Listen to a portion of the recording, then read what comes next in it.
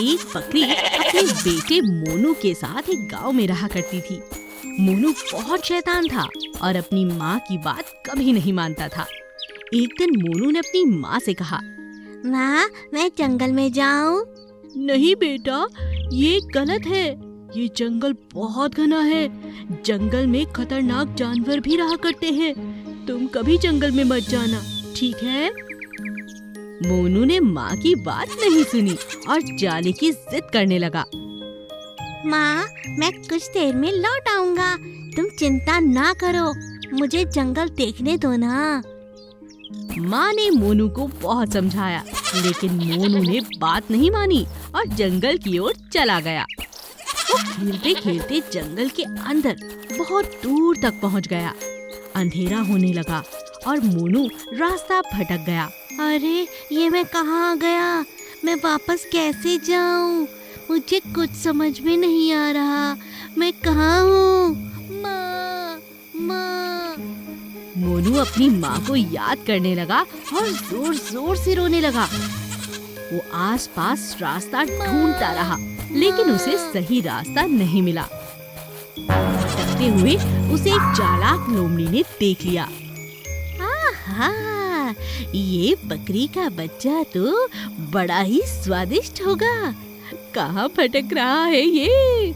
मजा आ जाएगा। इसे पका कर भी खा सकती हूँ और कच्चा भी। ओरे अकेले कहाँ चला? और इंतजार नहीं होता मुझसे। अभी जाकर इससे निपट लेती हूँ। चालाक लोमड़ी मोनू के पास आती है और उससे बातें करनी शुरू कर देती है। अरे बेटा, क्यों रो रहे हो? चुप हो जाओ, चुप हो जाओ। बोलो, मैं तुम्हारी क्या मदद कर सकती हूँ? मैं रास्ता भटक गया हूँ। मुझे घर जाना है। तुम फिक्र मत करो, तुम्हारी लोमड़ी मौसी जो आ गई है। चलो मेरे पीछे पीछे आओ। चलो बेटा। चालाक लोमड़ी मोनू को अपनी बातों में फंसा लेती है और उसे जंगल की ओर अंदर अपनी गुफा के पास ले जाती है। मोनू को वहाँ पर मार डालती है और उसे खा जाती है। और उधर मोनू की माँ उसका इंतजार करती परेशान हो जाती है। तभी कहते हैं, हमें हमेशा अपने बड़ों की बात माननी चाहिए, नहीं तो हम मुसीबत में फंस सकते हैं। एक समय की बात है, एक गांव में एक पति पत्नी रहा करते थे। उनको एक सन्यासी ने बहुत साल पहले एक श्राप दिया था, जिस कारण उनका कभी बच्चा नहीं हो सकता था। वो दोनों बार बार सन्यासी से वो श्राप हटाने की मिन्नतें किया करते थे, लेकिन सन्यासी कभी उनकी बात नहीं सुनता। अब हम क्या करें? ये श्राप कैसे हटाएं हम? दुखी होकर एक दिन पति सन्यासी के पास गया। हे सन्यासी बाबा, ये श्राप हमारे ऊपर से क्यों नहीं हटा देते आप? मेरी पत्नी दिन रात रोती रहती है। हम आपसे हाथ जोड़कर पैर पकड़कर माफी मांगते हैं। मैं जानता हूँ उस दिन हमने एक बहुत बड़ी गलती की थी।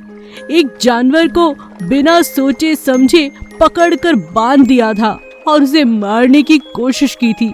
बहुत साल हो गए, ऐसा कोई पाप हमने अब नहीं किया। सन्यासी को उन दोनों पर दया आ गई और कहने लगा, ठीक है, मैं तुम्हारा श्राप हटा दूंगा, लेकिन तुम्हारी औलाद इंसान नहीं बल्कि एक मेंढक होगी। वे दोनों इस बात से बहुत खुश थे। जल्द ही उनके घर में एक मेंढक बेटी पैदा हुई। उन्होंने उसका ख्याल बिल्कुल वैसे ही रखा मानो कि वो एक असली इंसान हो। मेंढक लड़की जल्दी बड़ी हो गई। वो गाना बहुत सुंदर गाती थी। गांव वाले अक्सर उसका गाना सुनकर बहुत खुश हो जाया करते थे। उसी गांव में एक दिन एक राजकुमार वहाँ से गुजरा। उसने मेंढक लड़की की आवाज सुनी। वाह, क्या आवाज है! कितना सुंदर, शांत और मन को मोह देने वाला संगीत है। राजकुमार ने गांव वालों से उस लड़की के बारे में पूछा और उसका पता लगा लिया। असल में वो एक मेंढक थी। राजकुमार ने सब कुछ जानते हुए भी उससे शादी करने की सोची। मेंढक लड़की यह जानकर बहुत खुश हुई। मेंढक लड़की और राजकुमार की बहुत जल्द शादी हो गई। लेकिन मेंढक लड़की और राजकुमार को एक साथ रहने में बहुत तकलीफ होने लगी।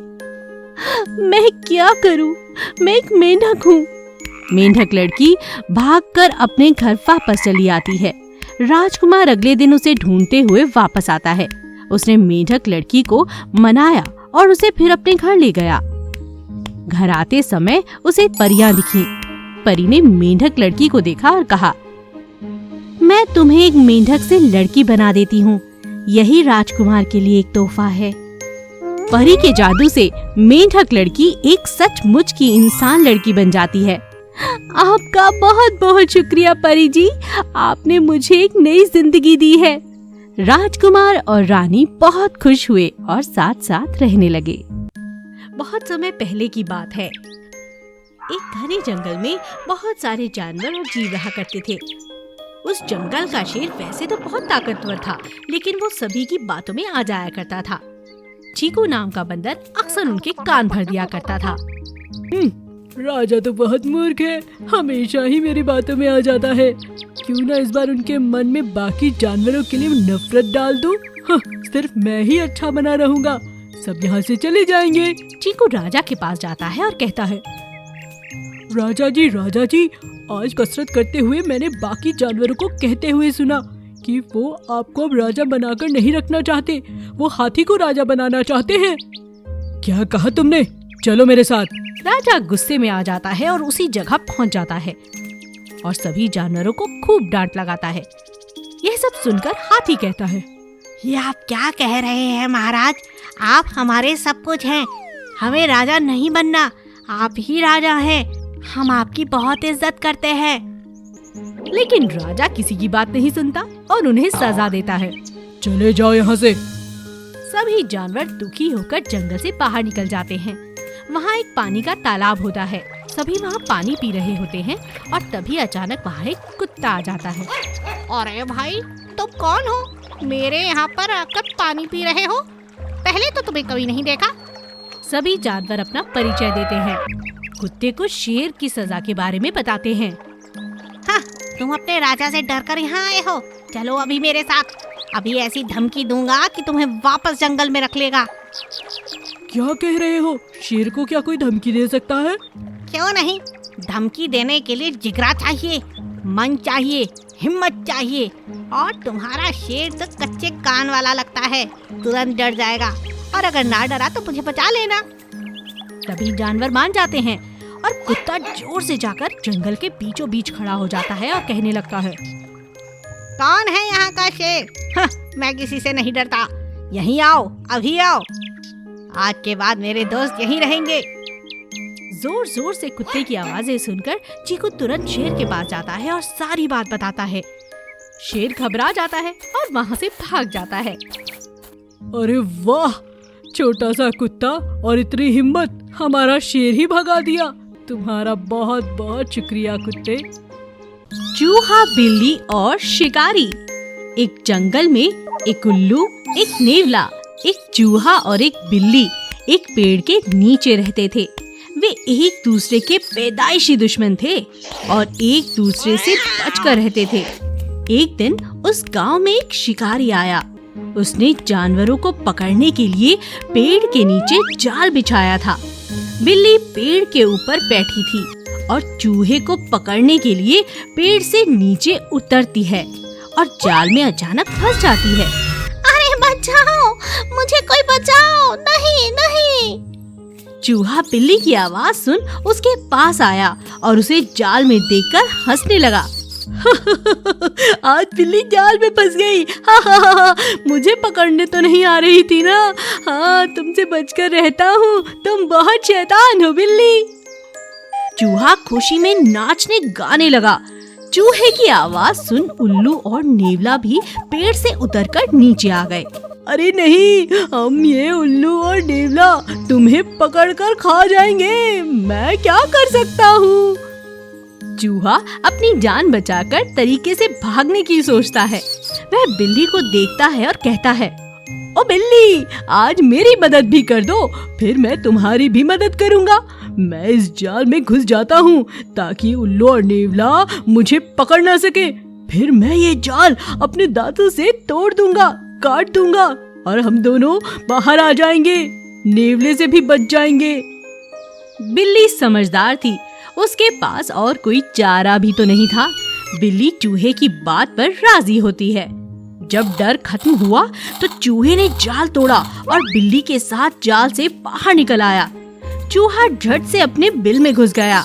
अगले दिन बिल्ली ने चूहे को कहा, ओ चूहे, बाहर निकलो, चलो खेलते हैं। चूहा हैरान हो गया, ऐसा पहले कभी नहीं हुआ था। बिल्ली ऐसे बुला रही थी मानो वो उसकी सबसे अच्छी दोस्त हो। चूहे ने कहा, क्या कहा? तुम मुझे बुला रही हो? लगता है तुम्हें मेरे किसी काम के लिए जरूरत है। हम तो दुश्मन है ना, और तुम दोस्तों की तरह आवाज लगा रही हो। बिल्ली चूहे की आवाज सुन हंसने लगती है और उसे कहती है, अब हम दोस्त नहीं, पक्के दोस्त हैं, और दुश्मन तो बिल्कुल भी नहीं। जानते हो, कल तुमने मेरी जान बचाई है, ये बात मैं कैसे भूल सकती हूँ। और तुमने अपना डर भी दिखा दिया। हम दोनों एक दूसरे की अच्छाई बुराई अच्छी तरह जान चुके हैं। चलो खेलते हैं। चूहा खुश हो गया और दोनों मिलकर मजे से खेलने लगे। और यह सब देखकर उल्लू और नेवला हैरान रह गए।